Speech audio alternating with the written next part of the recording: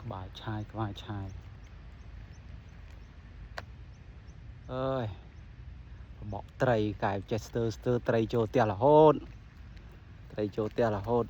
បកស្ទើដល់ពេលចេះបកខ្លាំងស្គាល់របស់ស្គាល់អីវ៉ាន់ច្រើនចេះលេងច្រើនអំបិលចូលផ្ទះរហូត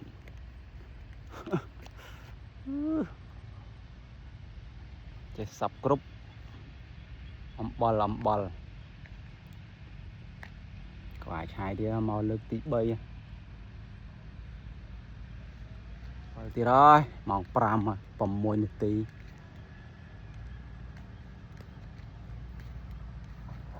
ខំ3 ដងយកបានកូនដៀបអស់តនុយ